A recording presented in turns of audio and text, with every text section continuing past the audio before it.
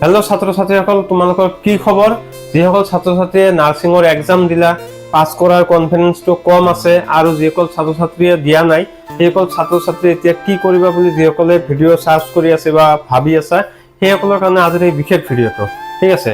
তো মই আজি বিশেষ এখন স্থানত ভিডিও বনাই আছো এটো ল্যাবৰেটৰী এটা তোমালোকে চাব পাৰা তো মই ফুল ভিডিওটো দেখাই দিম ফুল ল্যাবৰেটৰীটো দেখাই দিম একচুয়ালি যিসকল ছাত্ৰ ছাত্ৰীয়ে পইচাৰ কাৰণে বা নানান ধৰণৰ কাৰণে সৰকাৰিভাৱে চান্স নাপায় আৰু হেয়তে ভাবে যে আমি হাই সেকেন্ডাৰীখন পাস কৰাৰ পিছত এটা টেকনিক্যাল কোৰ্স কৰিম তাৰ পিছত সেই কোৰ্সটো বা ডিপ্লোমা বা ডিগ্ৰীটো পাস কৰাৰ পিছত আমি এটা জব পাও বা ভাল কিবা অপৰচুনিটি থাকে তেনেকুৱা কোৰ্স সকলো বিচাৰে আজিকালি কাৰণ শৰ্টকাটৰ দুনিয়া হৈ গৈছে তো মই আজি এনেকুৱা এটা কোৰ্স লৈ আহিছো বা মই এনেকুৱা এটা কোৰ্সৰ বিষয়ে কম যেটো কোৰ্স মই নিজেও কৰা বা মই সেই কোৰ্সৰ লগত জড়িত হবে আছো তো মই আজি তোমালোকক ক'ব বিচাৰিছো ডিএমএলটি বা বিএমএলটি এই ডিএমএলটি বিএমএলটি কি হয় তো সবিশেষ মই ভিডিওটোত কম যিসকল ছাত্ৰ ছাত্ৰীয়ে জানা যে ল্যাব টেকনিশিয়ান এখন মেডিকেলত চলাব হলে তাতে এখন ল্যাবৰেটৰীৰ প্ৰয়োজন আছে আৰু সেই ল্যাবৰেটৰীত কাম কৰিব হলে এজন ল্যাব টেকনিশিয়ানৰ প্ৰয়োজন আছে ঠিক আছে এখন ছাত্ৰ ছাত্ৰীয়ে এই ডিএমএলটি বা বিএমএলটি 2 বছৰীয়া কোৰ্স হয় ডিএমএলটি আৰু বিএমএলটি তো হয় আপোনাৰ 4 বছৰীয়া কোৰ্স অৰ্থাৎ ব্যাচেলাৰ কোৰ্স ঠিক আছে এই ডিএমএলটি বিএমএলটি পাস কৰাৰ পিছত আপোনালোকে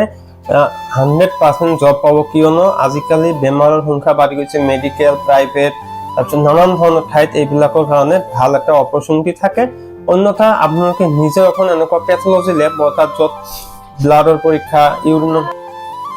তো এখন ল্যাবৰেটৰী দিবলৈ হলে বহুত বস্তুৰ প্ৰয়োজন আছে কিন্তু আমি আৰম্ভ কেনেকৈ কৰিব পাৰো সেইটোৱে ডাঙৰ কথা